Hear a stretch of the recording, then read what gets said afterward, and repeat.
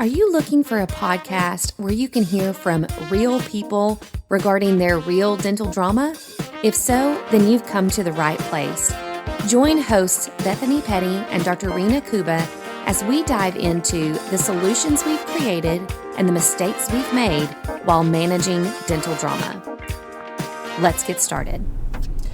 What up, friend? Hey, lady. We better warn our listeners that we are slugging it out again in thunderstorms.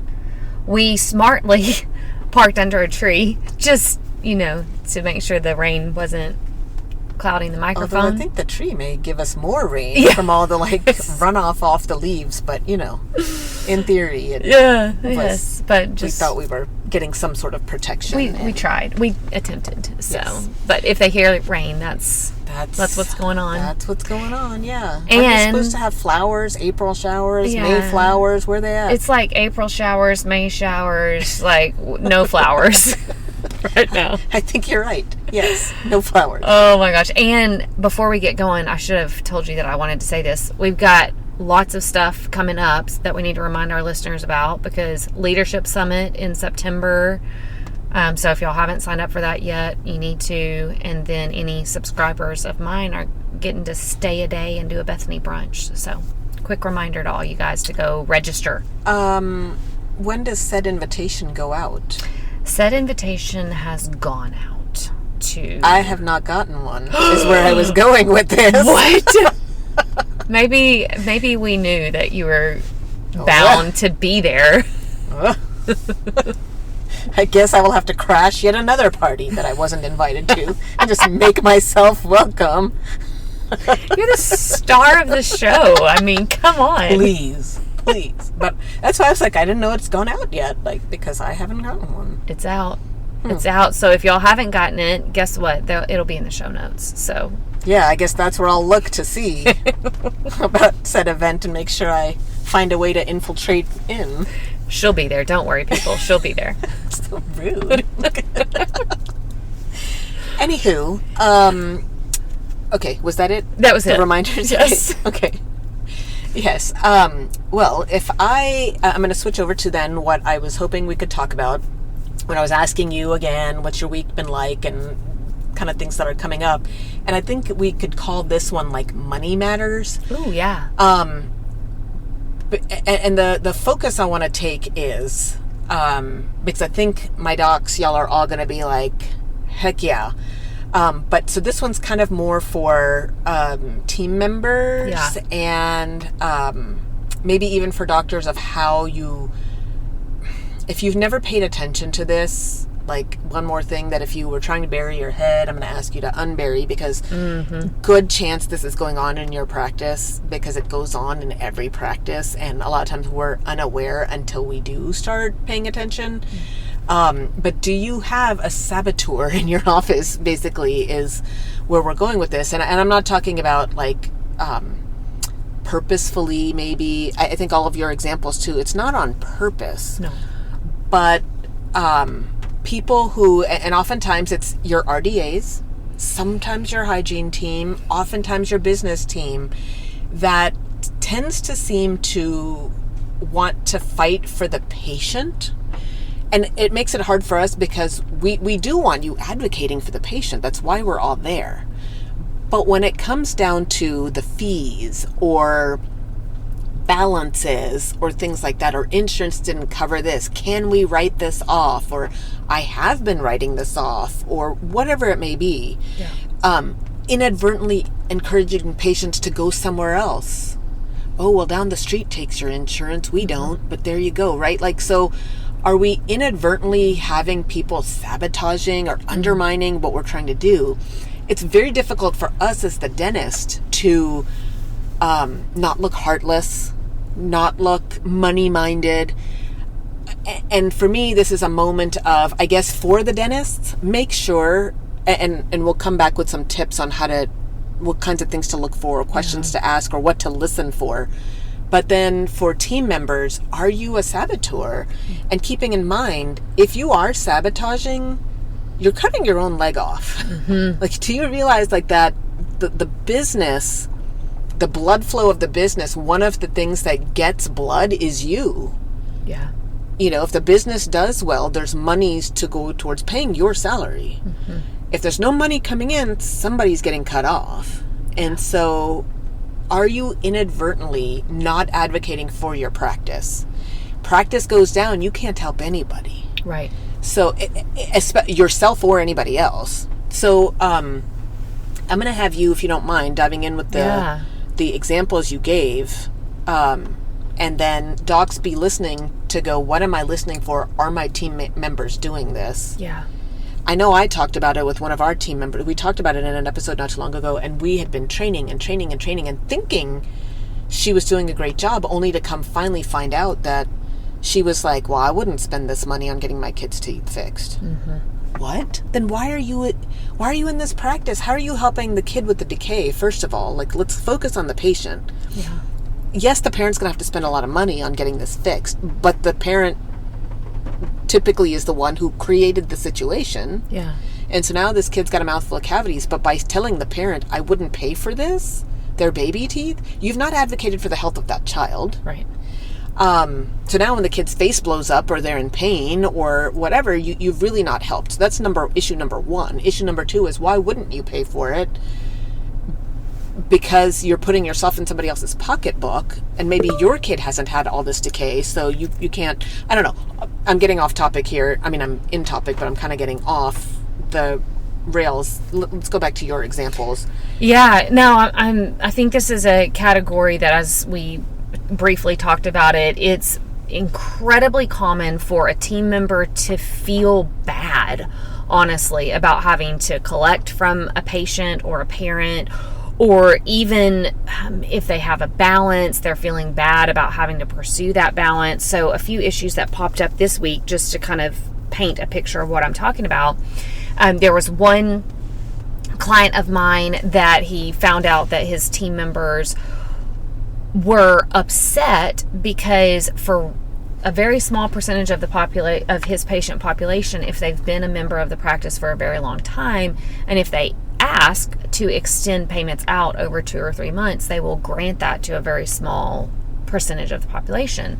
Well, his business team members somehow got confused that was for very long-term patients, and they had a brand new patient that was standing in front of them trying to schedule a crown, I think, and she didn't want to pay anything, but wanted to just spread that out over 2 or 3, I think it was 3 months, and they wanted to grant that option to her.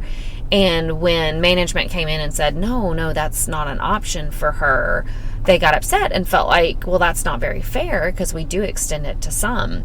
And I remember listening to this example and I was like, wait, this doesn't even make any sense. Like, I could understand if it's like 90% of our patients are on a 2 or 3 month payment program and then we just don't grant it to this one patient. I could see how that feels unfair, but it's a very small percentage of the patients that actually get the luxury. Like 5%, 3%. Like, it's not very many. No. So why they even thought that would be a good option when they do that so few times. And then for a new patient who has no loyalty to them, I can't tell you how many times I've watched a patient get that crown and run. They disappear when there's not that long-term relationship there. And so that was one example that came up. Another example was somebody who had come in for their child's cleaning appointment, and insurance was already maxed out. The parent knew that they were going to have to pay for that cleaning, but he failed to bring money with him. He's like, oh my gosh, I totally forgot.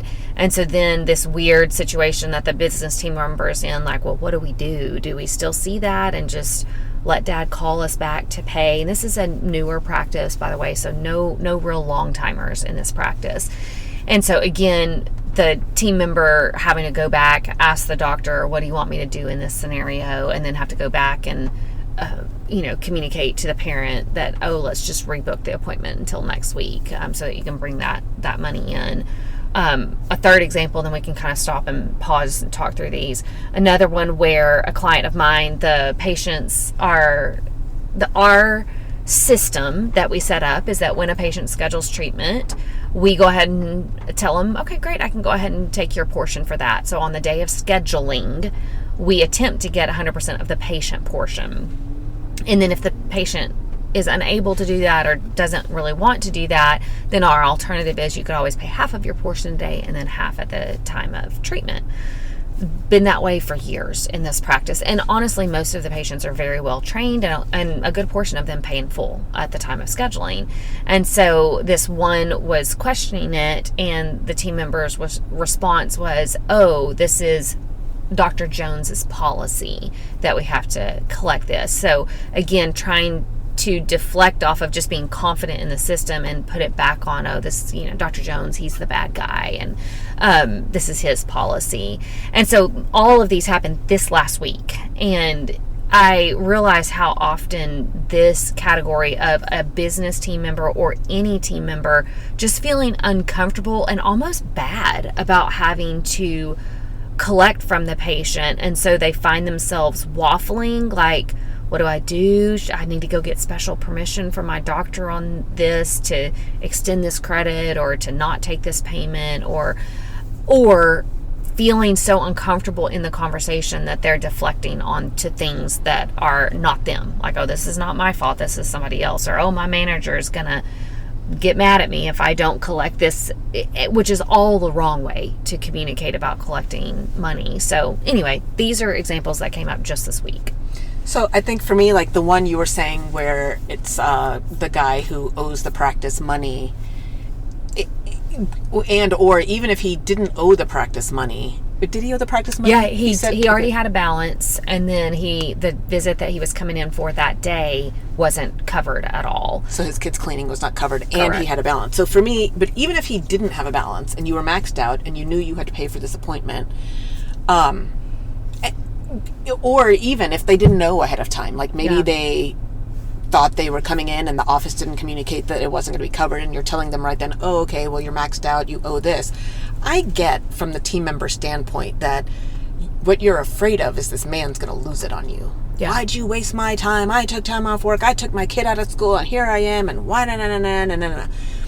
I get that, but at the same time, I guess I kind of go back and say, okay, if this man is not going to pay today, then you're back to going, this is not, like, why would I go back to Dr. Kuba to ask her if that's okay? Yeah. Because now you've made me the bad guy. Because if I say no, well, no, Dr. Kuba's not willing to do your kid's cleaning unless you pay today. Like, how does that make me look? Yeah. Right? And so if you're like, well, it is you, it's your choice, it's your practice, okay, but now we look like we can make arrangements, and I'm just choosing not to. It looks like there's an option to do that, and you're being the bad guy and going, yeah, no. Not in this man's case, no. Yeah. Right? So, like, it's like, it's got to be uniform and even, and that's what you're trying to say. You've got to say with confidence, these are our rules and policies, and not even to say that's our policy. It's just, this is how it is, period. This is just what we do, and we're so confident in it that we don't waffle when a parent or a patient pushes back on that.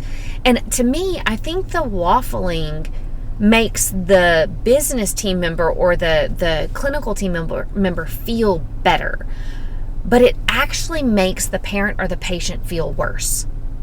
Because of exactly what you said. When there's a waffling and then we come back and clamp down and go, oh yeah, no, that's not an option. There was this little glimmer of like, but it's an option for some people, and it's just not an option for me. And so I found that when people waffle, that they have this tendency to kind of get the monkey off their back and make it look like somebody else is the bad guy, when nobody is the bad guy. I mean, that's what's mind-blowing to me about this, is that it takes money to run a business. If we want to stay open and continue to advocate for patients' health, we have to it takes money to do that. Unfortunately, we can't do that for free. And I think there's this little slippery slope that team members get into where it's like, oh, it's just this one patient.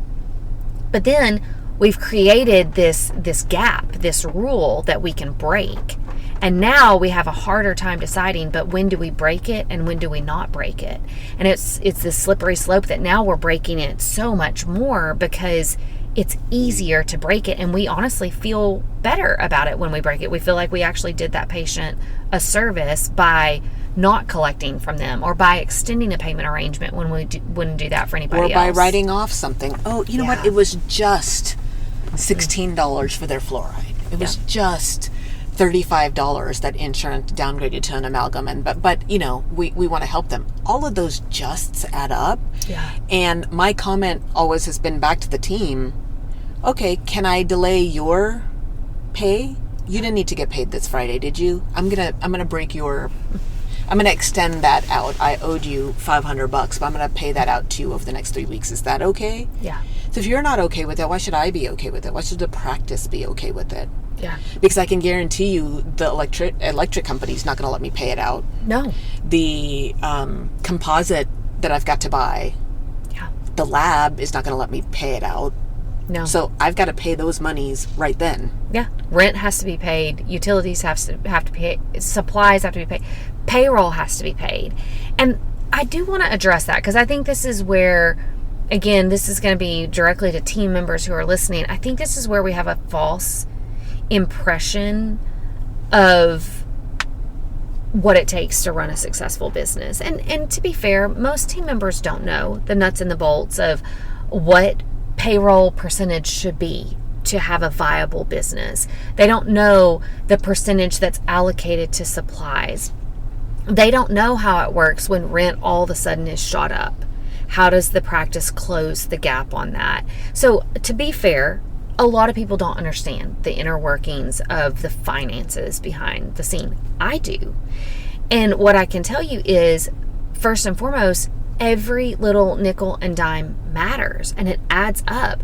I tell people this all the time. When I went back to help my dad's practice that was struggling, the first thing I did was go through and I looked at months of expenses and tried to figure out where there were nickels and dimes that we could add up to make into $1. It was painstaking work to figure out how we could eliminate certain expenses, because part of running a successful business is controlling your expenses. The reason that we have to control expenses is because there's only a certain amount of income. And if that income goes down, and maybe it's only $16, here and there, those $16 add up because it's our slippery slope. Now we've made this exception that it just compounds. So now we've reduced our income, our collectible income, which means now our expenses versus income is out of whack. And now we have to solve it. Well, how do we solve it? If we can't get more income, the only thing to do is to cut expenses. But funny enough, most people want to grow their income. They want to actually make more, which is fair. People in life want to earn more and get themselves into a better place. But if you're cutting the income, guess what? Your pay cannot go up. And as a matter of fact, now we're having to reevaluate the lab that we're using. We're having to reevaluate the supply guy that we really like to buy from, because he can get us our gloves overnight when we need them. We have to reevaluate that because those things cost more. And a lot of team members don't realize that. They just think, oh, I wrote off that $16 for this patient, but Doc can afford that. It's not about Doc's pay. It's about making sure that this business can stay viable not only today, but 2, 3, 4 years from now. And I think there's a misconception there that leads people to then be hesitant to collect from patients. And I think if I was, in that same boat, if you're sitting there watching monies come in and you're like, well, we just did this implant case and we got paid $4,000 for that. So what's the $16 compared to the $4,000 we just got in? And that it doesn't work that way, because there's still all of these expenses that you don't see going out. I think the other thing that can cause some misconceptions are, well, Doc just bought a brand new Tesla. Mm-hmm. So Doc must be doing fine. The $16 isn't going to help Doc. Yeah. But it's going to help the patient. So it's like it ends up being this like, well, the Doc is okay. But what you're not considering is the Doc's salary is only a portion of it. But in order to have a healthy business to where you can keep your job and keep earning and raising, because at the end of the day, if you are not increasing income, and as it is, we all see how insurance has cut a lot of reimbursements and things like that, but our expenses have gone up and continue to. And at what point do I have to look at it and say, okay, what's an expensive part of my practice, and is it you, Susie? Yeah. Maybe we could just do with just Mary at the front. Yeah. And it is all those little $16 that could add up to be where somebody on the team is on the chopping block, because that's the cheapest way to cut costs. Yeah. Because one of the most expensive things is you, Susie, and Mary and Sally. Like, yes. Your staff is your number one biggest cost. Mm-hmm. So can we function with fewer people? Mm-hmm. And that way, then maybe I don't have to switch the lab that I like, because we did have crappy lab before that was cheaper, and then we had far more patients upset, far more fits that didn't go. You know what? If it comes down to paying for the lab that I want, that I know I'm going to get a predictable result, or Susie and Mary, man, I do like both you ladies, but you know what? And is this where AI comes in, or is this where we're going to have other team members pull and try to?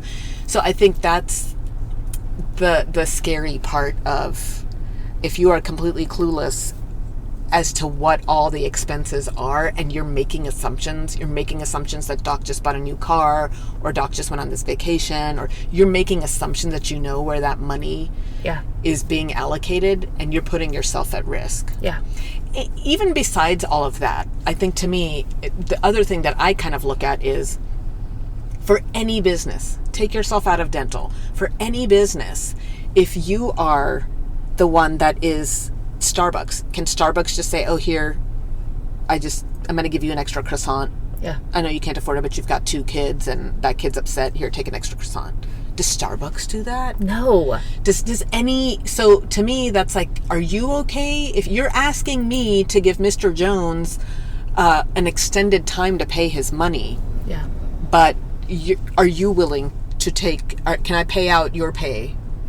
If you're not willing to, why are you asking me? Mm-hmm. Can we go to the gas station and say, well, but I really need to get to Oklahoma today, but I only have money for 10 gallons of gas. Can I go ahead and just, can I get 20 gallons and come back and pay you the 10? Will any business let you do that? No. So then why are we making that an option in a dental office? And you know what's frustrating about it too is I've sat with so many clients of mine that have had to turn off their payroll for a period of time, their personal income. And it's not due to anything catastrophic. It's due to a series of little mistakes that have occurred, and now the bank account got too low.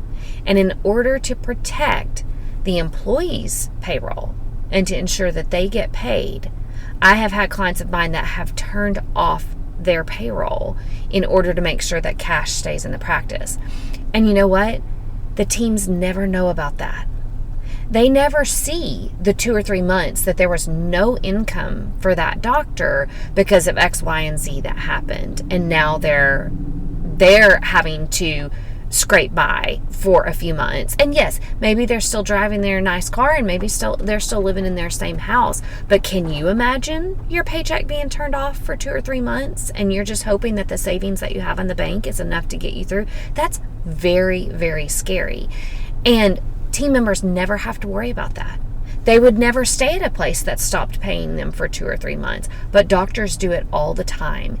And because that isn't well publicized to teams, I think team members don't think that ever happens. And that is just not true. I've got amazing clients that work with amazing financial planners, are incredibly smart business people. And the reason that they can turn their payroll off and not for 2 or 3 months in a row is because when they have gotten paid, they've set a good portion of it aside for something like this. I think people assume that doctors are just always fine because of what they drive or what vacation they took or what house they live in. And I think that's very unfair to assume that. And all it takes is a few of these little freedoms that we take to write this off, or to not collect from this person, or, oh, I really hate calling people about balances, so I'm just not going to. And all of a sudden cash flow dips below a certain point, and then that doctor isn't getting paid and may be forced to make more substantial decisions like having to release somebody. And why would we want to risk putting our doctor in that position? It's mind-blowing to me. And yet I think it's that combination of, we feel bad, we're all feeling the pinch of gas is more expensive, meat is more expensive, everything has gone up. Oh, I feel bad, this patient probably is in the same boat. Maybe me extending them this, but it's not yours to extend, first of all. But second of all, it's where, name me a place that you can go that is like, yeah, sure, fly your flight and then pay us afterwards. Yeah. I have yet to find that. Sometimes, I mean, I'll be honest, I'm the softy sucker a lot of the times in my practice. I'm like, let's just write this off, or let's just do this. And then I'm like, but who does it for me? What industry? Am I an outlier here? I'm like, no, I'm making myself the outlier and letting somebody take advantage of us. But I can promise you, no medical office is saying, come on in, let me treat you for free. Or No. So I guess that's what I remind myself is I'm not, I always try to go, okay, outside of dental, is this the norm? No, this is not the norm at all. Not the norm anywhere. Right. Like you pay for what you, that is the cost. If you want it, then bring your money. If you don't want it, then don't come. Right. And so I think for team members that are allowing this to happen and that are feeling bad about it, I think that would be my advice to you, is to go, where I appreciate your empathy, please don't put yourself in that situation where I guess maybe you're hoping and thinking somebody's going to give you a payment plan somewhere, but who would? Where would you go that's going to be norm? Nowhere. So then why are you expecting that or trying to offer that to your patient? Be selfish, look out for yourself, because by not collecting what you need to collect, you are putting your practice, your job, your livelihood at risk. And then please don't throw your doctor under the bus and make them seem like the bad guy. Yeah. Please don't do that. Yeah.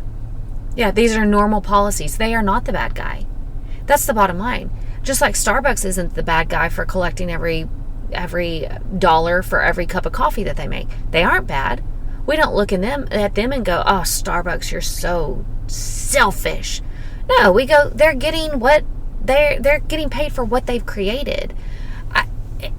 It is not selfish to provide a service and expect to be paid for it. Just like if we were to break it down to the simplest, if my son goes and mows the lawn for the neighbor because they made an arrangement that if my son came and mowed the lawn for them, that he would get paid $10. He should get paid the $10 that they agreed upon, because he did the work for it. So even in the simplest, if we take it away from the corporate Starbucks or the flights that we book or anything like that, if we take it away from that and just go, when a service is rendered, it is normal and natural for somebody to be paid for that. And it should not matter that we believe the person that's providing the service is perfectly fine financially. That's like, what not does that fair. have to do with anything? That has not right. No, that is not fair at all. And again, just to reiterate a point here, doctors make a decent wage because of the amount of debt they are in for the schooling that they went through to be able to become a doctor.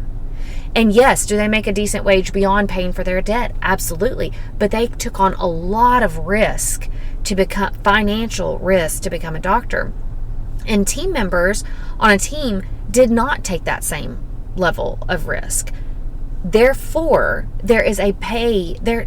It's sad that I'm even having to say this, but I think I need to say it here.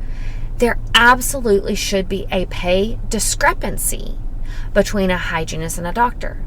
There should absolutely be a pay discrepancy between an RDA and a doctor, between a business team member and a doctor.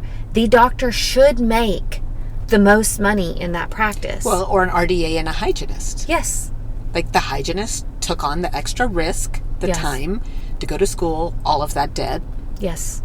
There's discrepancies for a reason, and we should not feel like we're treated unfairly in the process because we aren't able to live the life that the doctor lives or the life that the hygienist lives.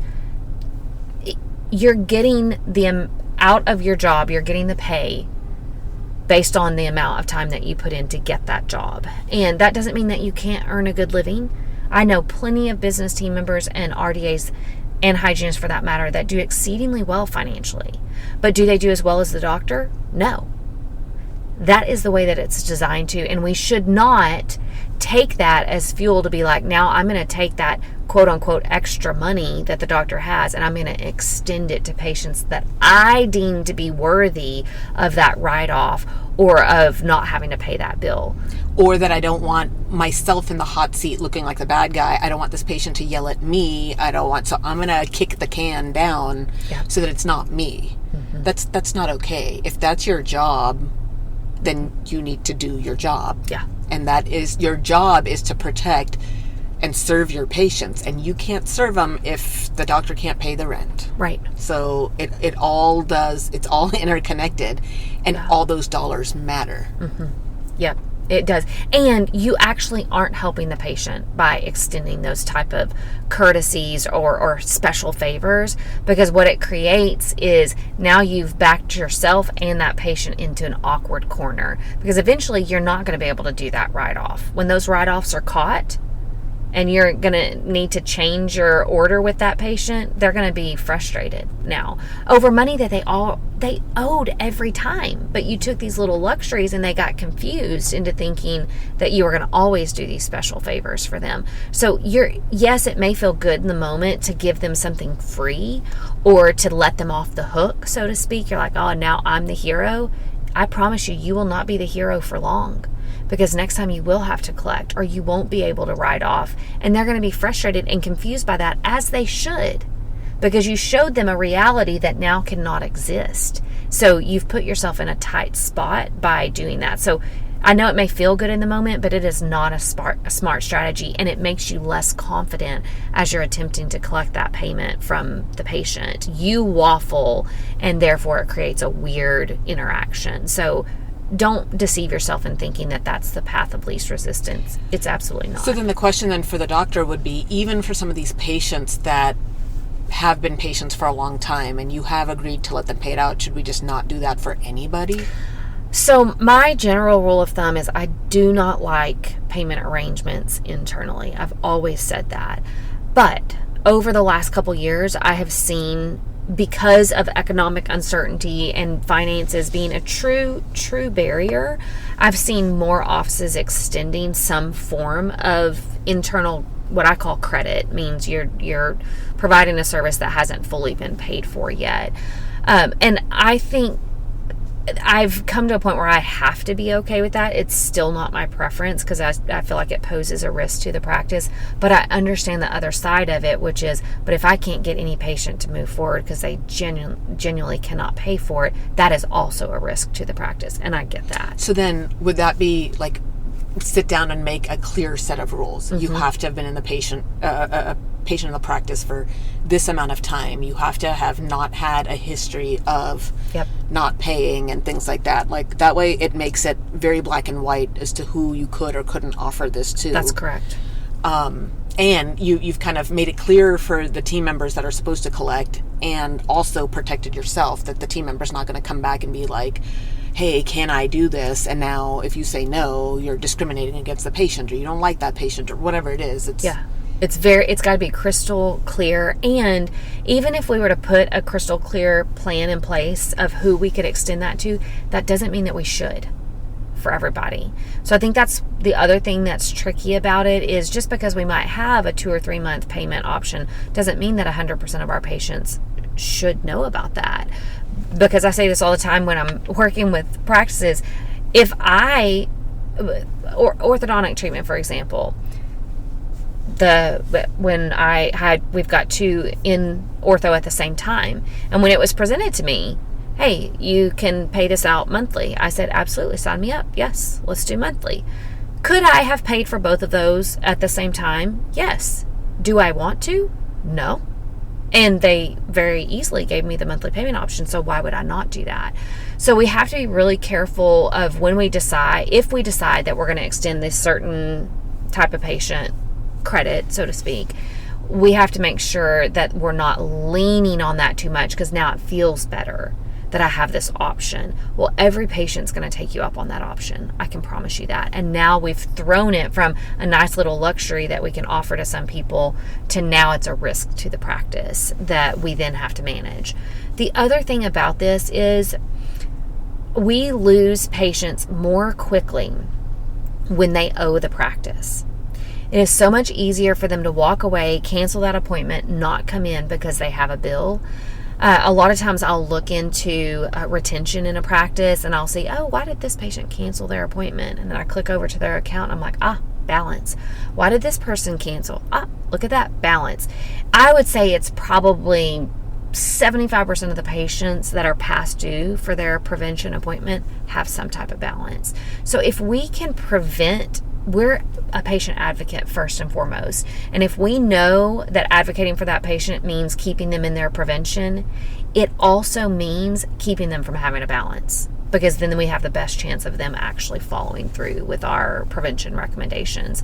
So again, we have to kind of change our thinking to go, yeah, I feel bad, kind of, having to collect from this patient, but I'm going to feel more terrible about myself if I don't collect, and then they just leave dentistry altogether. Because that's the thing. Like, if we assume that they are leaving our practice and then they're going to go to the other one, well, no, they're going to owe there too, because they've maxed out. Mm-hmm. So they're not going to pay over there either, but they don't want to pay us what they owe us. So we're just going to defer and slink away. Yep. And then now you're not getting care. So I think that's the other thing to kind of keep in mind with, we really have not done anybody a favor. No. By extending. I think even down to, and this is not exactly the same, but it's the patients that don't want x-rays ever. And whether that's truly because they're scared of radiation or they don't want to pay for it, or they don't believe in it, whatever it is, and how sometimes we'll agree to go, okay, we'll go another 6 months and then we're not going to. And you're very upfront with them. We are not going to, like, please don't come to your appointment. Please find another dental office. Yeah. If you, and I think that's a lot of times we get scared and go, oh, they're going to go somewhere else. But you tell me what dental office is going to accept a new patient and be okay with not taking x-rays. Exactly. So I push back and I'm like, no, this is standard of care and I follow guidelines of standard of care. If you don't want x-rays, you deserve your autonomy.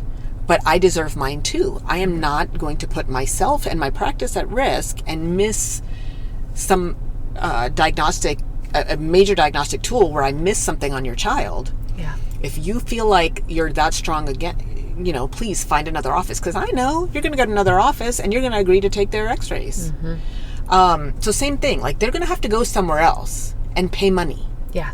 Because if they had the money and wanted to pay it, they would have paid you. Unless they don't like you, unless they didn't, right? But if they're a patient and you fully intend that you think they want to come back, but now they're not because of finances, they can't go anywhere. Yeah. Because of finances, which means that they're not keeping up with their oral care. And again, that was our main reason for opening our doors, was to be able to help patients maintain their oral health care. Right. So I can see again where a team member might go, but they're not going to get this crown because we can't extend out the payment. Yeah, they will. Mm-hmm. And so give them a minute to come up with it, but that shouldn't become your problem in trying to help figure out how they're going to pay for it.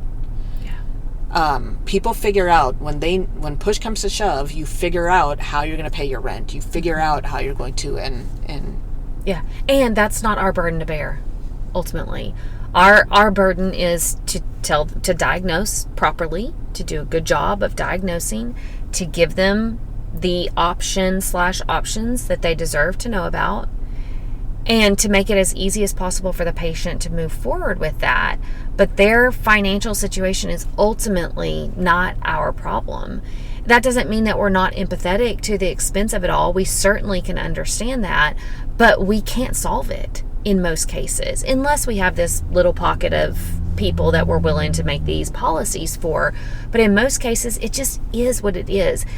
I think about this all the time. I was in a practice recently where, again, just lots of dental decay in this lady. And one of the things the team member said, they were talking through how she was going to synchronize this treatment to make it affordable for her. And they said, but it happens every time you see a mouthful of problems and their lashes are all done, their fingernails are expertly done, they're carrying a fancy purse. Well, why? Because they value those things enough to pay for them. And if they value their teeth, they will find a way to pay for them.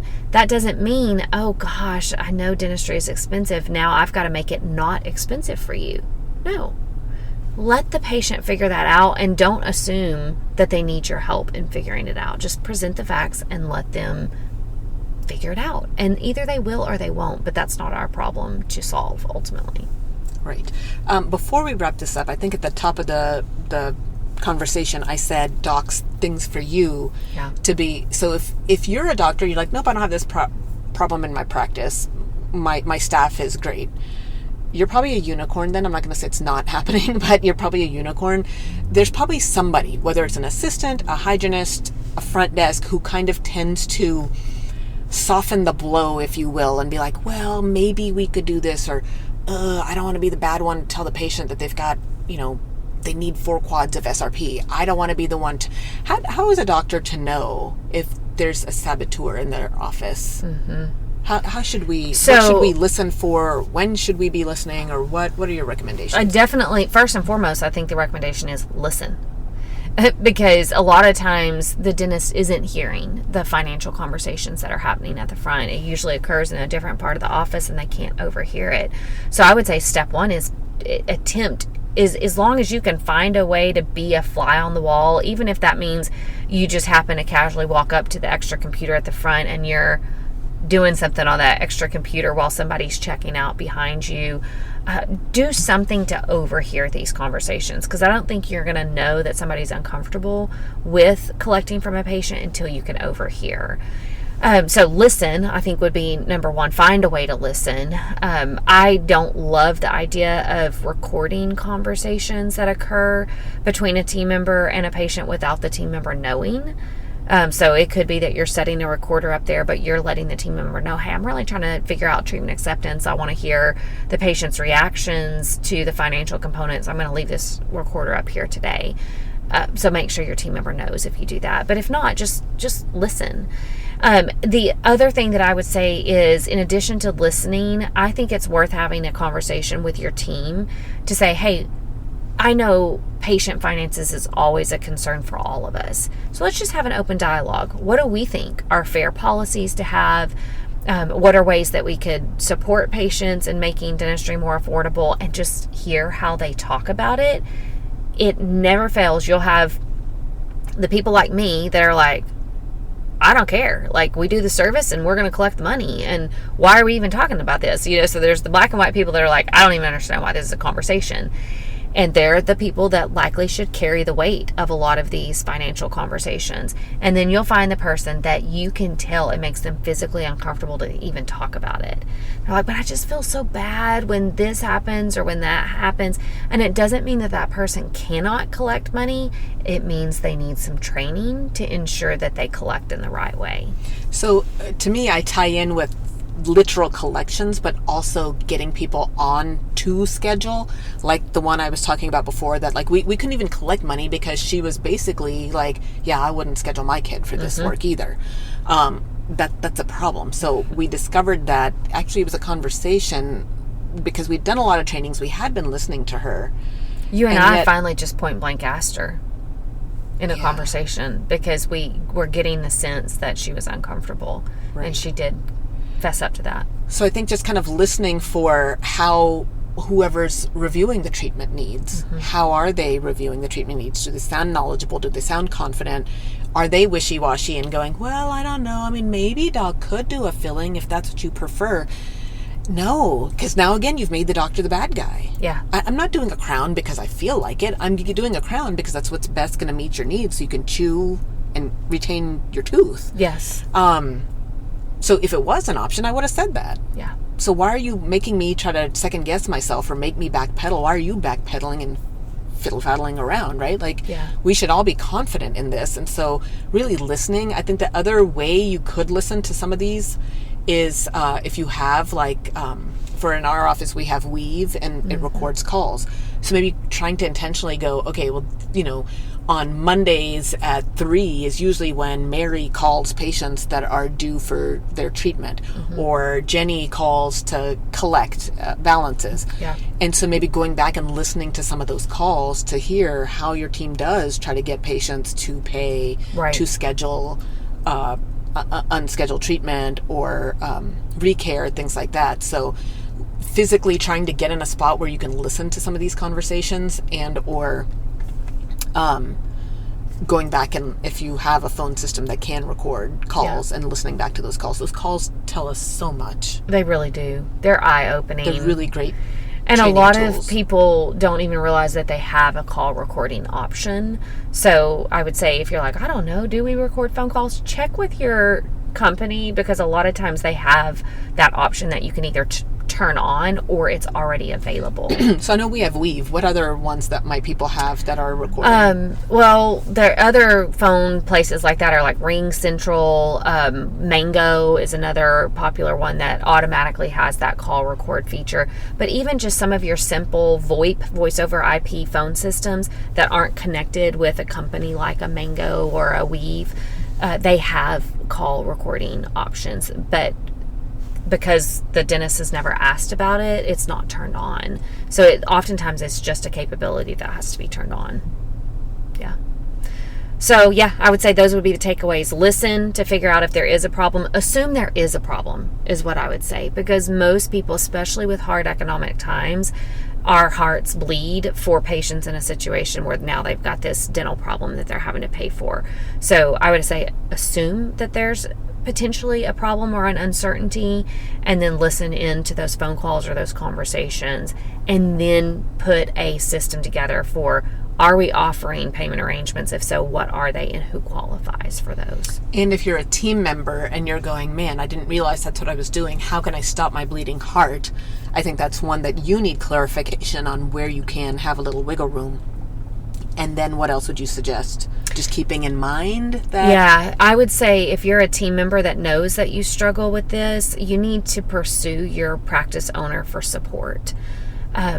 And again, that could be teaming up with other business team members in town that work at other offices, and maybe you know somebody on their team that's just really a solid collector. Maybe you don't know and you're like, can I just come and observe? Maybe that's not somebody in town. Maybe that's somebody in another state, and it's worth going and observing in their practice to see how do they do it, and then asking that person for feedback on how you change your mindset.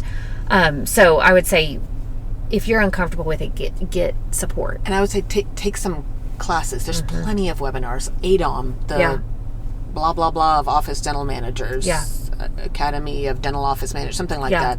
They have a ton of courses and speakers that will help you build confidence in that arena. I mean, you know, come to a crash course. We can talk about it and train y'all live on how to do improve in those areas.